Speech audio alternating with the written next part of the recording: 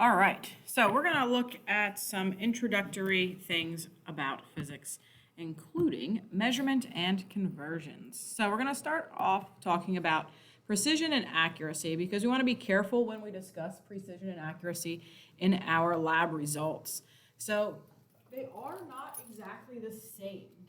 Okay, so if we talk about precision, well, let's look at this table over here. So these results are neither precise nor accurate, okay? They're all over the place, so it's not like you're gonna be repeating your experimental data real easily, so they're not precise, and we're not getting the result that we should be getting, so they're not accurate.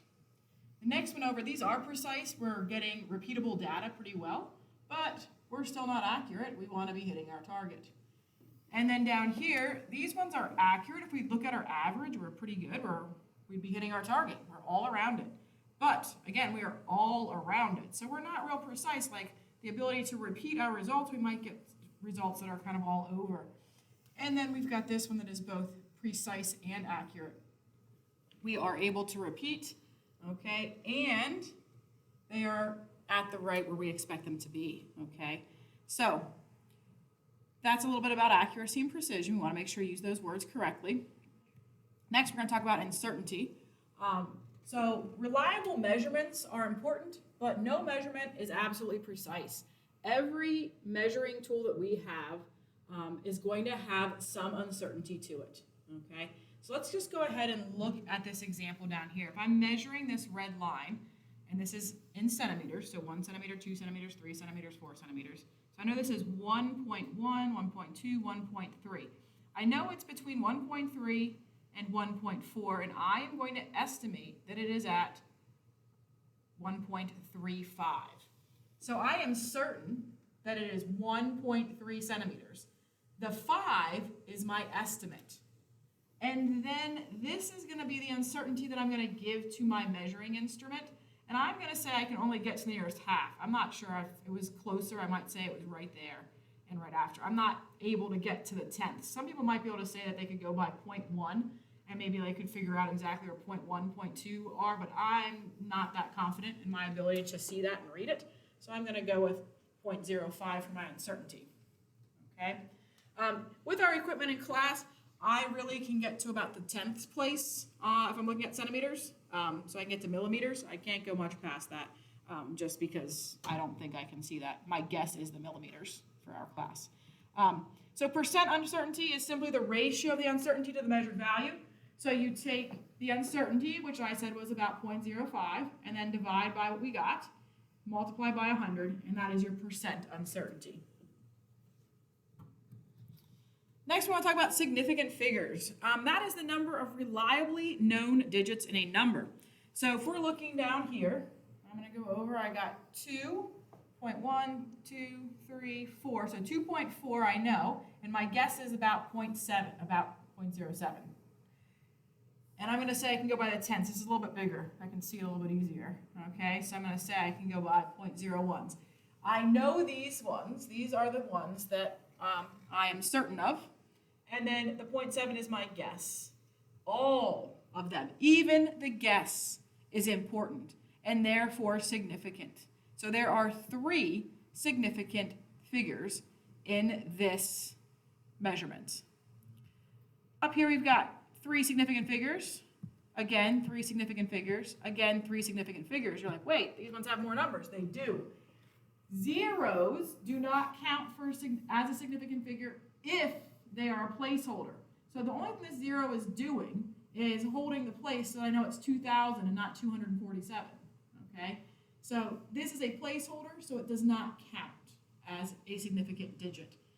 Same with down here, there's only 3 because all 3 of these zeros are placeholders. So placeholder zeros do not count as significant digits. Here we've got 1 sig fig. Again, only 1 sig fig because look, these are placeholders. If it was just 0.8, I would think it was 8 tenths, not 8 thousandths. So those are placeholder zeros, so they do not count. These are placeholder zeros as well. So each of these numbers only has 1 significant figure.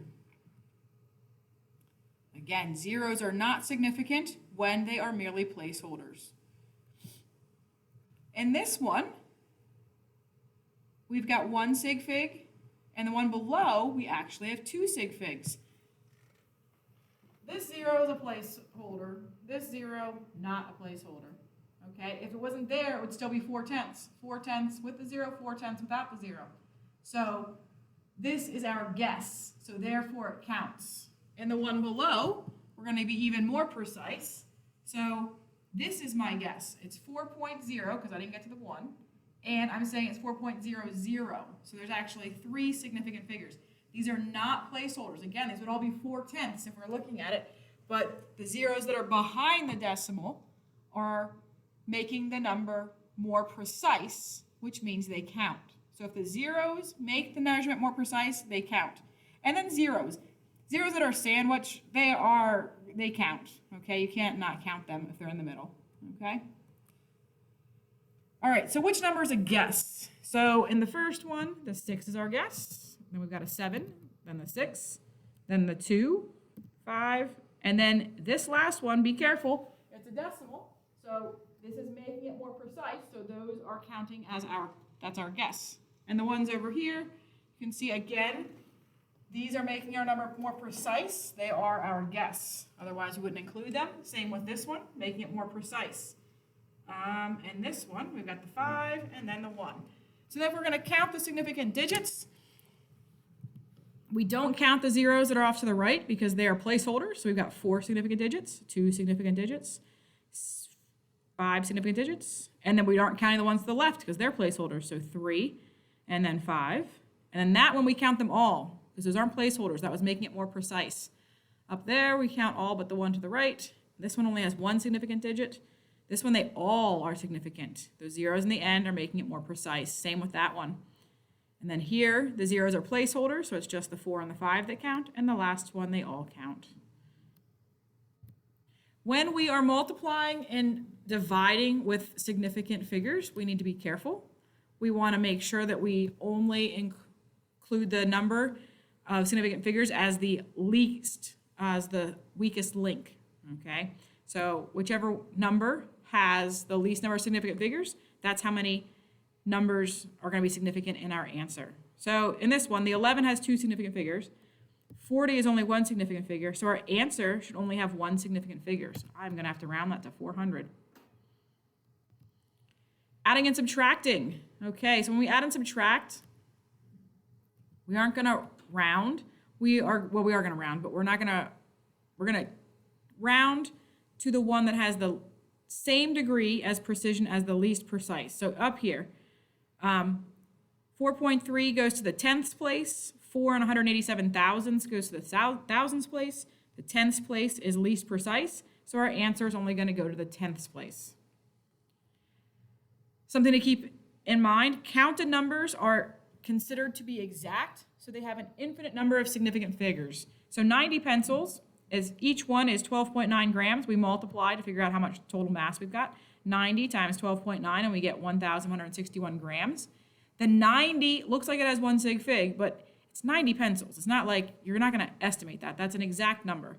So we consider it to have infinite number of sig figs. So our answer is going to have 3, because there's 3 sig figs in the 12.9. So infinite, 3. So our answer should have 3 sig figs, so we need to round it to 1,160. All right, unit conversions. Unit conversions are important for this class. Why? Well, we don't want to be like NASA. In 1999, we want to be like NASA, but we don't want to be like this specific event that happened for NASA. In 1999, NASA sent a orbiter to Mars, and one engineering team that had worked on it did their measurements in the metric system, and the other engineering team did theirs in feet and inches. And the orbiter was unsuccessful due to the fact that they weren't on the same page. So it did not make it, and it will cost NASA about $125 million. So let's just go back and look at some things. How do you do unit conversions? Well, using 1 is very important in unit conversions, the number 1. So let's look at this. A is 1, B is 1, C, 10 divided by 10 is 1, D, not 1. So that one, not working for us. Let's look at this. Which of these are 1? 2.5 divided by 2.5 is 1. 10 divided by 10 is 1. Pi divided by pi is 1. 5 divided by 4 is 1.25. All right, a little bit trickier. A butterfly divided by a butterfly, 12 inches divided by a foot. If you pick C, you're correct. Now, 12 inches over 1 foot, that's going to be one of our conversion factors that we use, because 12 inches is the same as 1 foot. So those are the same, so it's a unit of 1. All right, which of these is not a unit of 1? Well, 1 year is the same as 365 days. 3 feet is the same as a yard. You might not know this one, but 2.54 centimeters is the same as 1 inch. But there are 5,280 feet in a mile, so letter B is not a unit of 1. So these are what we call fancy ones, and they're all going to be conversion factors. Okay? We've got a lot of different conversion factors. You won't need to memorize all of them for this class. You can use them as needed. I'll give them to you. But you should know that there are 100 centimeters in a meter, and you should know the time ones just from experience and life experiences. All right, so let's simplify. So if you remember from math class, if you have something in the numerator and denominator, you can cancel it out. So I canceled the x's. We can also cancel the y's. The z, there's not anything to cancel, so we're not going to cancel it out. Then you can multiply across the top, and then multiply across the bottom, and then divide. In this case, you're dividing by 1. So we get 4,320z. Now, this is exactly how your unit conversions are going to work. So if we look, we're just changing it. We changed x to days, we changed y to hours, and we changed z to minutes. And we know that there are 24 hours in 1 day, and there are 60 minutes in 1 hour. Now, if we look, the days are going to cancel, and the hours are going to cancel. We're going to multiply across the top. Minutes did not cancel, so we leave minutes there. And there are 4,320 minutes in 3 days. How many inches do you have if you take 3,920 inches times 1 times 1 times 1? Well, you multiplied by 1, you have the same exact number. So now we're going to multiply by the fancy ones to do some conversions. So 2.54 centimeters in 1 inch. Our inches are going to cancel. 100 centimeters in 1 meter. Our centimeters will cancel. 1,000 meters in a kilometer. The meters will cancel. So if we multiply across the top and then divide by 100,000, we get 0.0996 kilometers. We've just converted inches to kilometers. This time we're going to convert 52 feet per second to miles per hour. So I want to get rid of feet, so it's on the top, so to cancel it I put it at the bottom. And then I know there are 5,280 feet in 1 mile. Great, I'm in miles now. But I want to be in hours, not in seconds. So to get rid of seconds I need to be in the top so I can cancel it. I know there are 60 seconds in 1 minute. Still want to be in hours, I'm in minutes. So I gotta get rid of minutes, so I put minutes in the top. I know there are 60 minutes in 1 hour, so now I've got hours in the bottom. So when we go through, our feet will cancel, our seconds will cancel, our minutes will cancel. We'll be left with miles in the top, hours in the bottom, multiply across the top, multiply across the bottom, and then divide. And now you need to check. We consider each of these to have an infinite number of significant figures. We just have to check there were 2 significant figures to start with. So our answer should have 2 significant figures. Ooh, this is a little tricky. When we start doing area and volume, things get a little more complicated. So this 1 yard squared, we have to square the 1 and we get 1. But when we square the 3, we get 9. So there's actually 9 square feet in 1 square yard. When we cube a yard, cube 1, 1 times 1 times 1, so it's 1 yard cubed. But then we have to do 3 times 3 times 3, and we get 27 feet cubed. So 1 cubic yard is 27 feet cubed.